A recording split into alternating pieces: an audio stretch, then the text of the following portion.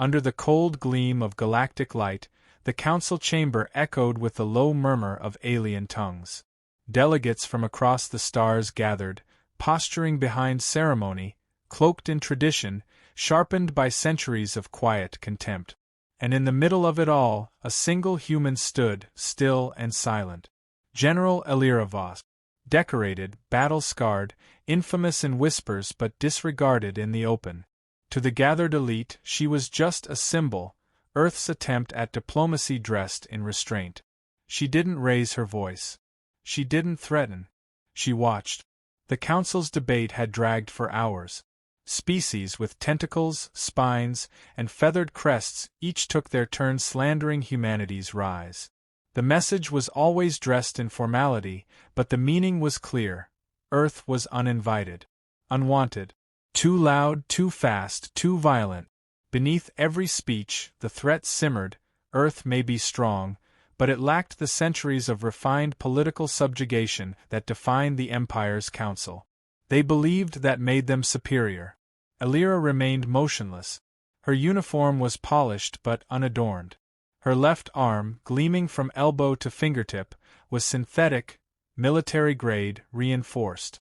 The product of a war fought without permission and won without allies. The same war that secured Earth's forced entry into the council chamber. It was her silence that unsettled them. Every time she chose not to speak, the others filled the gap with insult, testing her limits like curious predators unsure of their prey. Kerzek watched her more closely than most. Crowned heir of the Zarkoni dominion, he saw her not as a soldier or equal, but as a curious relic of chaos.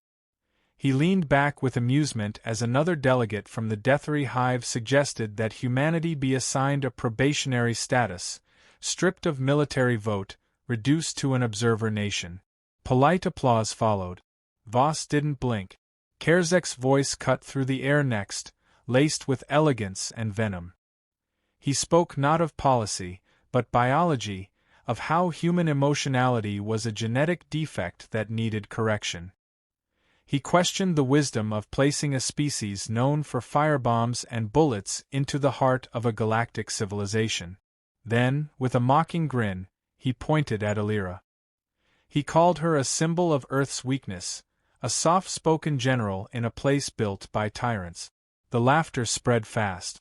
Not because it was funny, but because it was safe. She didn't move. She didn't even look at him. That unsettled them more. A recess was called. Delegates filed out into smaller groups. Some approached Elira with half-curious questions, mostly condescension dipped in diplomacy. She answered when necessary, always brief, never emotional. Then Kerzek approached. Not as a prince, but as a predator.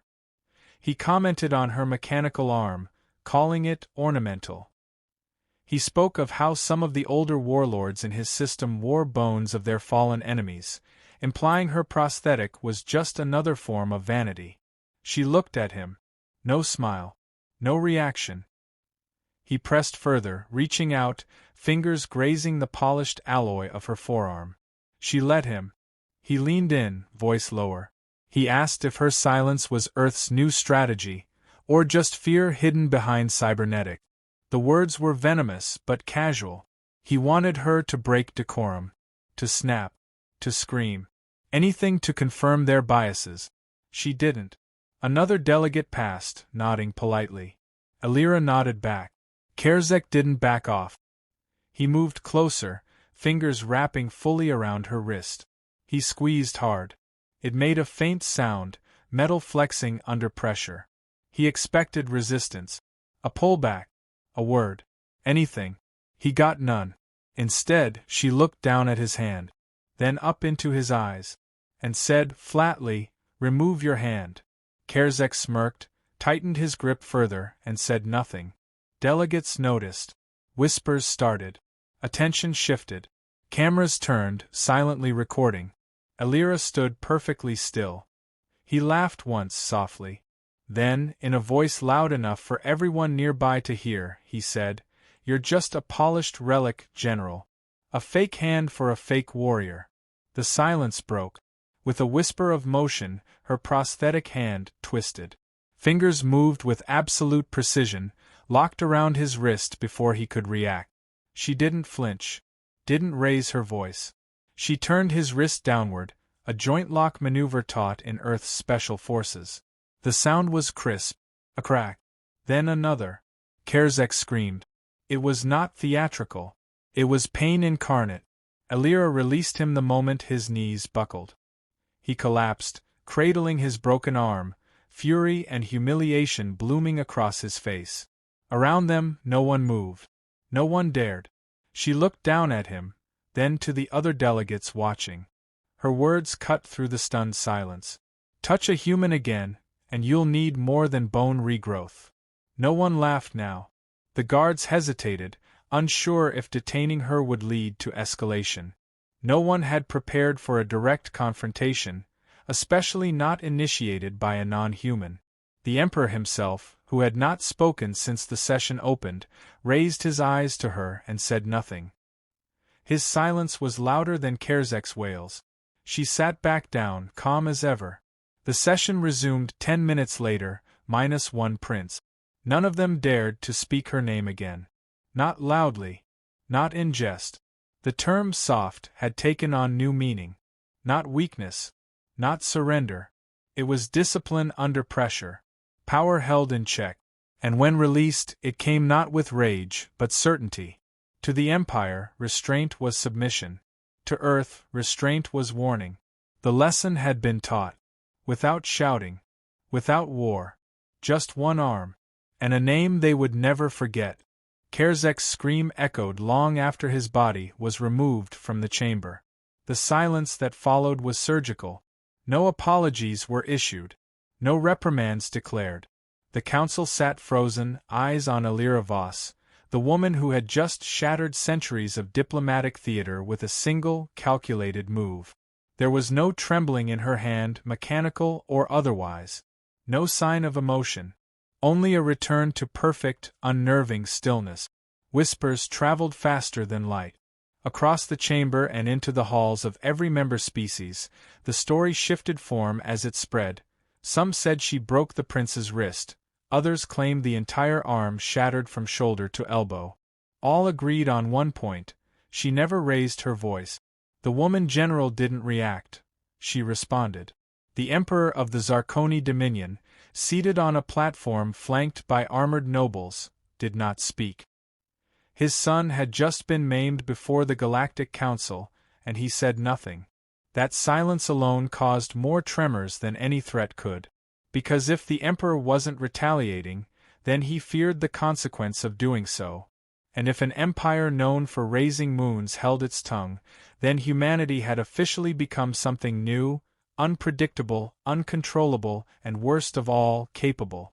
The Council's protocol demanded an inquiry, but no one volunteered to initiate it. What would they charge her with? Self-defense? A violation of decorum? Everyone had seen Kerzek make contact first. Every camera caught the exact sequence. Alira never stepped forward. She didn't attack. She enforced a line that should never have been crossed. And because of that, the conversation shifted from punishment to precedent. Humanity had entered the council with only one seat, granted out of reluctant respect after surviving 3 unprovoked wars. No alliances, no patrons. Their military victories had come through brutality wrapped in precision. They were feared in theory. Now they were feared in action. Not for the weapons they carried, but for the choices they made not to use them, until provoked. Delegates from minor species began re-evaluating their stances. Those who had voted to limit Earth's access to council resources quietly rescinded their positions. Others initiated back-channel discussions, offering trade deals, military research access, cultural exchanges. Fear dressed itself as diplomacy. Humanity, once considered a nuisance at best, was now a factor that couldn't be ignored. Alira submitted a brief report to the council hours later. It was only 3 lines long. It stated the prince had made unsolicited physical contact, issued a public insult, and that her response had been non-lethal and measured. The language was surgical, the tone emotionless. No justification, no appeal. Just fact. That made it all the more terrifying. There was no pleasure in her act. Just execution of a boundary. The Emperor responded not with fury, but formality. His envoy delivered a statement to Earth's embassy requesting the incident be closed in mutual understanding. It was neither an apology nor an accusation. It was a white flag under the guise of civility. The Dominion had no intention of escalating. Not now. Not with a human general willing to maim royalty in full view of the galaxy. Footage of the event was reviewed by a dozen intelligence agencies across the stars. Analysts debated her posture, her timing, the force exerted by her prosthetic. Some concluded it was a defensive reflex. Others argued it had been pre-calculated. What none of them could determine was intent, because Elira Voss never showed any. She left no trail of emotion.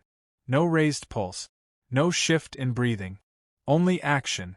Earth's representatives received dozens of messages requesting clarification on their diplomatic doctrine. They responded with a single statement. We don't seek war. We don't seek provocation. But we will never be touched without consequence. It wasn't a threat. It was a line. And the galaxy suddenly remembered just how new humans were to peace, and how long they had practiced war. At the next council assembly, Elira entered the chamber to silence. Not disdain. Not applause. Silence. Delegates looked at her and remembered what happened when someone underestimated her restraint. The chair next to her, once empty, was now reserved for a second human envoy. The council had voted, Earth would gain another seat. Not because of a petition, not through alliances, but because no one wanted to face the kind of resolve it took to destroy someone's legacy without needing to destroy their life. Kerzek returned 3 weeks later. His arm was healed, but his confidence wasn't. He no longer made speeches. He sat behind his father, silent, gaze fixed downward. When Elira entered the chamber, he didn't look up. He never did again. Across multiple systems, military academies added new modules to their curriculum. Human behavioral analysis, combat restraint theory, prosthetic threat assessment. The incident was studied like a battle, because it was won, executed in less than 5 seconds. The change wasn't just political. It was cultural. Alien societies that once viewed humans as volatile now regarded them with a colder, sharper respect. They realized humans were not reckless. They were surgical, not wild, strategic. The real fear didn't come from their strength. It came from their control. Some leaders warned their people not to provoke Earth. Others encouraged diplomatic bonds, economic treaties, interspecies training. What none of them did was mock humanity again. That door had been sealed by a shattered arm and the silence that followed it. On Earth, Elira gave no interviews. She denied all media requests.